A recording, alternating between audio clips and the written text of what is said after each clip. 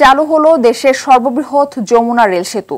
উত্তরবঙ্গের ২৩ জেলায় উন্মুক্ত হচ্ছে যোগাযোগ, বাণিজ্য ও অর্থনীতির নতুন দিগন্ত, যার শুভ সূচনায় জড়ো হয়েছেন হাজারো মানুষ। অনুষ্ঠানে রেল সচিব জানান, যমুনা রেল সেতু যাত্রী সার্ক কানেক্টিভিটি বাড়াবে। আশিকুল আলমের সহায়তায় বিস্তারিত জানাচ্ছেন রফিকুল ইসলাম। দীর্ঘ প্রতীক্ষার অবসান শেষ। চালু হলো দেশের সর্ববৃহৎ যমুনা রেল সেতু। ডাবল ট্র্যাকের রেল লাইনের সেতুটি যাতায়াত শুরু করলো সিঙ্গেল ট্র্যাকে। উন্মোচিত হলো যোগাযোগ, বাণিজ্য ও অর্থনীতির নতুন দিগন্ত।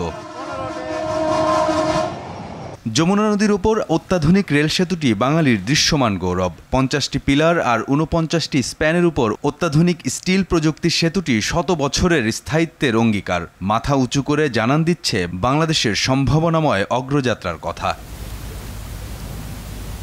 জাপানি প্রযুক্তিতে তৈরি সেতুর ডেকের নিচে আছে গ্যাস পাইপ ও বিদ্যুৎ লাইন, যা উত্তরবঙ্গের উন্নয়নে রাখবে গুরুত্বপূর্ণ ভূমিকা। সেতু নির্মাণে তাই বেশ খুশি উত্তরবঙ্গের ২৩ জেলার যাত্রীরা। নতুন একটা সৌন্দর্য তৈরি হলো, ব্রিজটা দেখার জন্য খুব ভালো লাগতেছে, খুব সুন্দর। আমাদের এলাকায় এত সুন্দর একটা ব্রিজ হলো, আমাদের অনেক ভালো লাগতেছে। উত্তরবঙ্গ, দক্ষিণবঙ্গ সব এলাকায় যাতায়াতে খুব সুযোগ সুবিধা হবে। উত্তরবঙ্গের মানুষের তো অনেক কষ্ট হয়, ঢাকা যাওয়া আসা অনেক সমস্যা, সেই ক্ষেত্রে অনেক ভালো।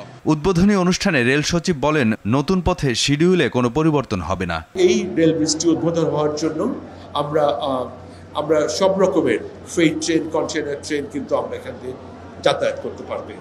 আর আপনারা জানেন যে ট্রান্সএশিয়ান রেল নেটওয়ার্ক অথবা সার্ক রেল নেটওয়ার্ক, এটার একটা দীর্ঘদিনের আমাদের এই রিজিয়নে একটা কানেক্টিভিটি, রেল কানেক্টিভিটি বাড়ানোর জন্য কিন্তু বিভিন্ন পরিকল্পনা রয়েছে।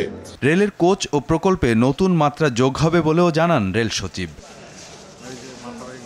রফিকুল ইসলাম, RTV, ঢাকা।